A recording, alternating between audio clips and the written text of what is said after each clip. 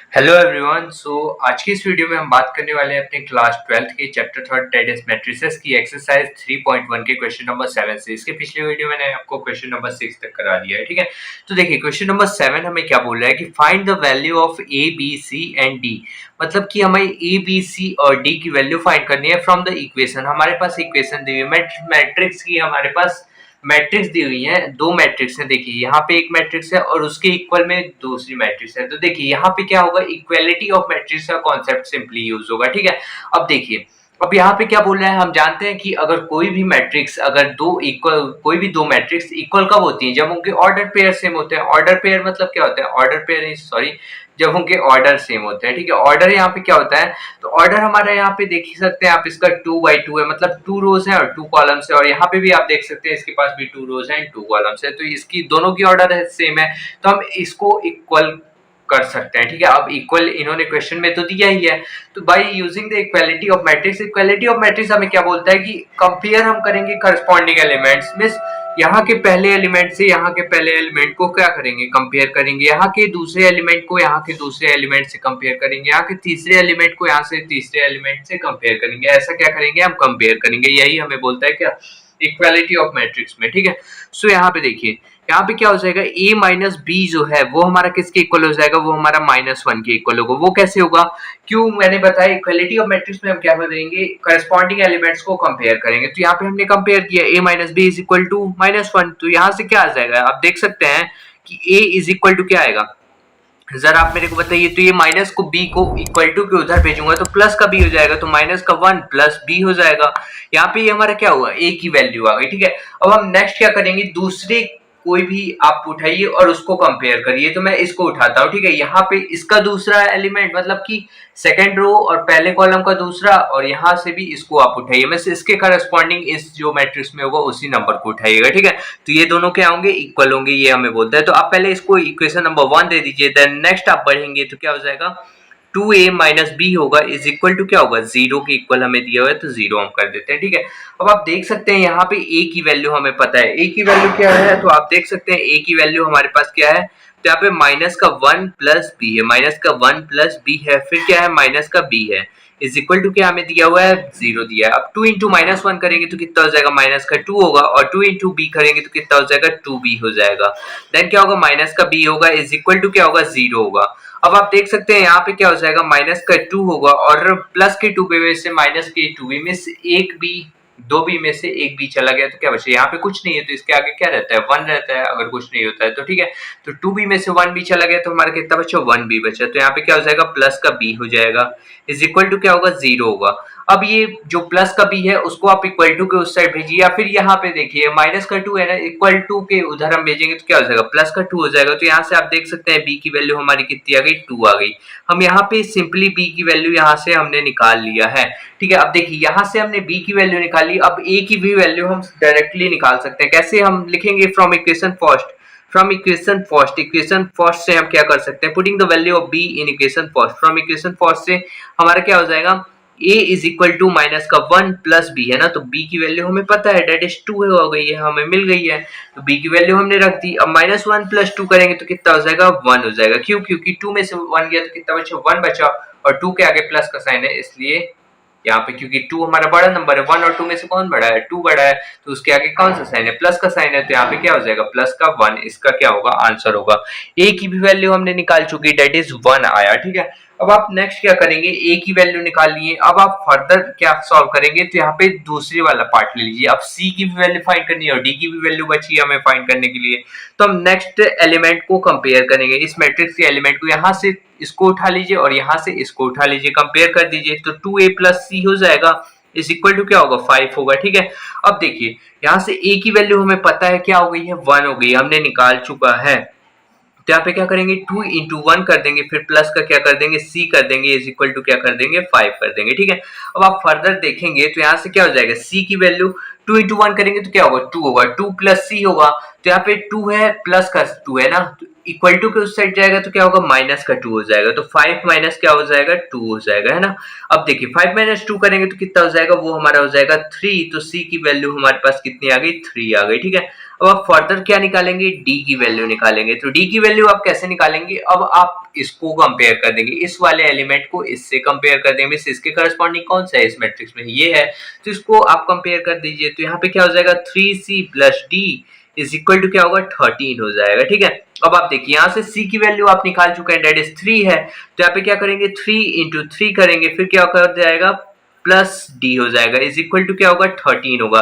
3 into 3 करेंगे तो कितना होता है, वो हमारा होता है 9 होता है, 9 प्लस क्या हो गया हमारे पास, डी हो गया, और इज इक्वल टू 13। यहाँ पे देखिए ये प्लस का 9 है, इक्वल टू के उस साइड जाएगा, यहाँ पे कोई साइड नहीं है ना, तो आप सोच रहे होंगे प्लस का कैसे है। मैं आपको बता दूं कि अगर मतलब किसी भी नंबर के आगे कोई भी साइन नहीं होता, वैसे तो पता ही होगा, किसी भी नंबर के आगे कोई भी साइन नहीं होता है तो प्लस ही होता है। ठीक है, तो वहां पे प्लस, क्योंकि प्लस को हमें डिनोट करने की जरूरत नहीं होती, तो यहाँ पे देखिए प्लस का 9 है, इक्वल टू के उस साइड जाएगा तो क्या हो जाएगा, माइनस का 9 हो जाएगा। ठीक है, तो डी इज इक्वल टू क्या हो जाएगा, 13 माइनस 9। मैं सोचता हूँ कोई भी डाउट ना रहे, इसलिए मैं ये सब बता देता हूँ, बहुत ही basic basic concepts.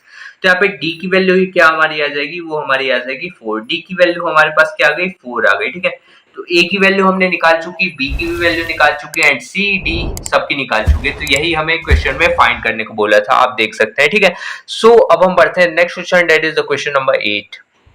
So guys चलिए देखिए क्वेश्चन नंबर 8 हमें क्या बोल रहा है, क्वेश्चन नंबर 8 हमें बोल रहा है कि ए कोई मैट्रिक्स है हमारे पास, उसके अंदर एलिमेंट्स क्या है, ए आई जे। देखिए मैं बुक से ही बता दे रहा हूँ ताकि क्वेश्चन लिखने में हमारा टाइम वेस्ट ना हो और हम कर लें इजिली। ठीक है, तो देखिए 8 क्वेश्चन नंबर हमें क्या बोल रहा है कि ए कोई मैट्रिक्स है, उसके अंदर एलिमेंट्स है ए आई जे, और उसकी ऑर्डर क्या है, ये हमारी क्या है, उसकी ऑर्डर है m क्रॉस n है। ठीक है, is a square matrix. Square matrix कब होगा, जब यहाँ पे m और n के बीच में रिलेशन दिया है, और आप अब देख सकते हैं इस क्वेश्चन में m और n क्या है, इसके ऑर्डर है इस मैट्रिक्स के। तो कोई भी आप स्क्वायर मैट्रिक्स, मैंने आपको बेसिकली बता चुका है कि कोई भी अगर स्क्वायर मैट्रिक्स होगी उसकी m is equal to n होना ही चाहिए, मीन्स उसकी ऑर्डर जो होती है वो मतलब number of rows is equal to number of column होने ही चाहिए, तभी वो क्या हो जाएगी, स्क्वायर मैट्रिक्स होगी।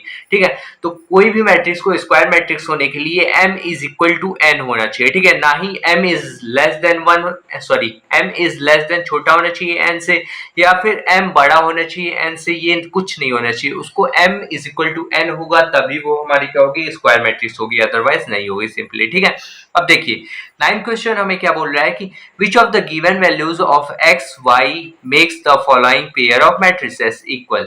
तो makes the following pair of matrices equal में से यहाँ पे कौन सी x और y की वैल्यू ये दोनों मैट्रिक्स को इक्वल बना रही हैं। तो आप इसको सिंपली ऐसे सॉल्व करिए ना, यहाँ पे देखिए, यहाँ पे इसको उठा लीजिए, इसके करस्पॉन्डिंग क्या है, 8 है, तो y plus 1 is equal to 8 कर दीजिए, y plus 1 is equal to 8 कर दीजिए। ठीक है, तो यहाँ पे देखिए y is equal two plus 1 उधर गया तो क्या हो जाएगा, माइनस का 1 हो जाएगा, तो 8 माइनस 1 होगा, इज इक्वल टू क्या आया, 9 आया। तो y की वैल्यू क्या आ गई, 9 आ गई, sorry I am so sorry, 8 में से 1 गया तो हमारा क्या बचा, 7 बचा। तो यहाँ पे y की वैल्यू हमारे पास क्या आ गई, 7 आ गई। ठीक है, सो y की वैल्यू आप देख सकते हैं कहाँ पास 7 है, यहाँ पास भी 7 है, यहाँ पास भी 7 है, दो जगह 7 आ रही है, तो हमें x की भी निकालने की जरूरत पड़ेगी। अब x कैसे निकालेंगे आप सोचेंगे, तो यहाँ पे देखिए इसको आप कंपेयर कर दीजिए 3x प्लस 7 को, यहाँ पे मैं लाइन खींच दूं, 3x प्लस 7 को आप इसके किससे कंपेयर करेंगे, तो 0 से कंपेयर कर दीजिए। तो यहाँ पे देख सकते हैं आप क्या हो जाएगा, 3x और प्लस का 7 इक्वल टू उधर जाएगा तो माइनस का 7 हो जाएगा, तो